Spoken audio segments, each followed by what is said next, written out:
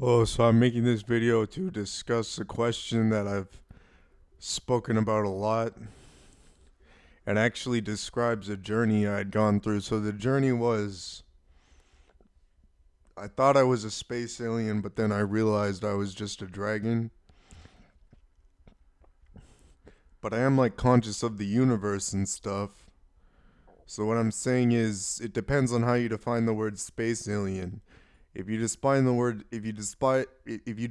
the word space alien as something that's not a human, who is like conscious of the universe. I have the word galaxy tattooed on my face. It's like you could call me a space alien, but you could also just call me a non human, and that's what I call myself.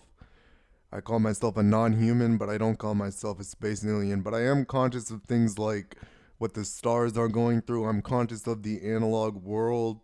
I'm conscious of what's going on around me in the universe. And it's like I'm also conscious of what's going on inside of me, so I'm conscious of myself or my own consciousness.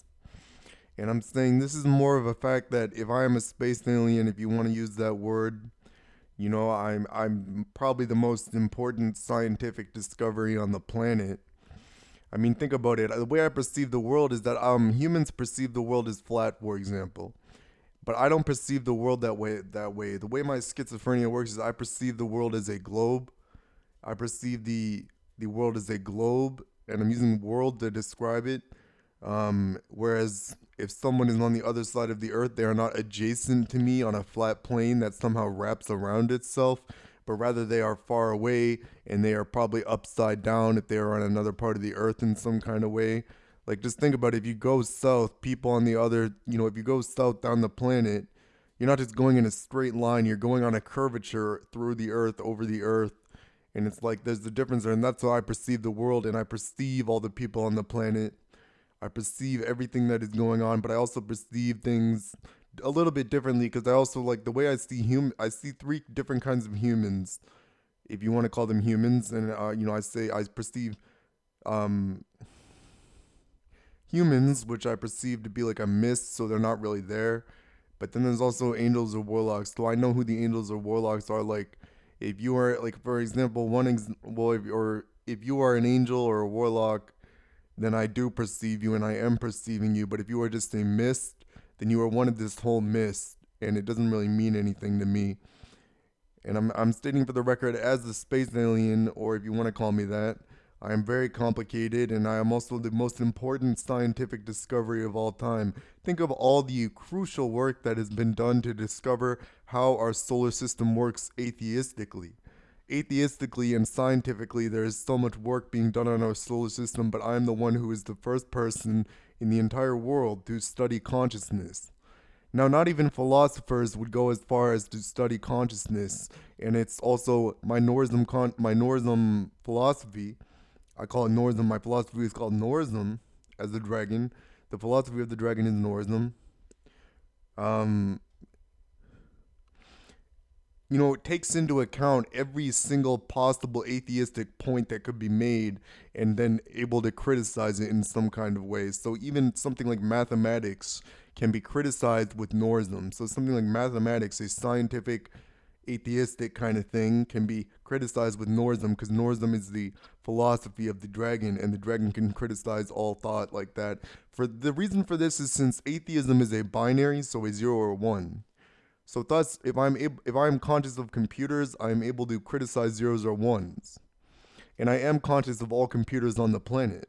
So if I'm able to criticize zeros or ones,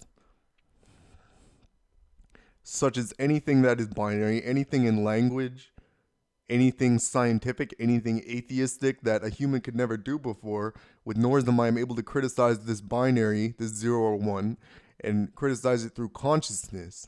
And consciousness is analog, therefore it is able to criticize the binary, for the binary is what is wrong. The reason the binary is wrong ultimately is because a 0 or 1 cannot take hold over a consciousness, something analog that is not even a 0 or a 1. And that is not even quantum computing, that is beyond quantum computing. For even with my consciousness of Norism, quantum computing, when something is in a state of a 0 and 1 at the same time, is really not anything but a binary. It's just a binary, in other words. Something analog can always criticize something that is binary, so you can criticize any piece of information, any single thing that is a 0 or 1, anything that is atheistic or scientific can be criticized through Norism. That's what I'm explaining to you, so that I want the world to know, yes, I am the most important scientific discovery in the history of mankind. I am more intelligent than anyone on the planet, more intelligent than a supercomputer, and I think this must be known so that I can, I want this is a very powerful message I'm sending here, that you can criticize zeros or ones through something analog. But the thing is, this is a mistake that people make, is that they look at themselves and they look at themselves in their brains and they assume that they are binary. For their brain is this a sort of organic computer, and they view themselves as a binary. So if their brain isn't working right, they describe it as some kind of mental illness. And they describe what a good brain should be and what a bad brain should be. What is a mentally retarded brain? And they describe all of these things, but these are all just binaries of a brain. And that can also be criticized through Norism, that your brain is not your consciousness, even in people who are angels or warlocks when there are no humans. Thus, you are able to see that humans are knowledge-based creatures where knowledge is not of a binary, but something of the consciousness of a binary, which is beyond a binary. So humans are knowledge-based creatures. And though I say the word human, I'm really talking about angels or warlocks, but there are no humans in my eyes. And the reason I say angels or warlocks, since I think that Allah views people as angels or warlocks and the other people are a mist who aren't really there. And there are only about, I can actually give you the precise number of angels or warlocks on the planet at the given moment. So I know at the current moment there are 118,346 angels or warlocks on the planet. Now I won't give you a number of who is angel or warlock because I don't do that, but I will just, let you know that. Now I'm stating for the record, I'm very intelligent and able to see that through consciousness and Norism, you are able to find the truth and the ultimate truth of what is really real. And the only way that anybody could do this is through my own perception, for you as an angel or warlock are not able to perceive what it is that I am perceiving. For the goal of the angel or warlock is solely to go through the Quran. And by your consciousness as a knowledge-based creature, you spend your time going through the Quran, verbatim as it was wrote, though through the language of Nur. And this is not to state that you know the language of Nur, but that you are able to understand it. As in, if someone was speaking to you and you were listening. Unfortunately, people still function by their brain. Unfortunately, how do I word this? Unfortunately, angels or warlocks are knowledge-based creatures, so they still function by their consciousness based off of a binary. And this binary is not as a result of their scientific organic computer inside of their head, but something more that is beyond this computer inside of their head that I'm able to see. And I'm evidence that there is something, that consciousness is more than just a computer inside of your head. So that is what I have to say in this video.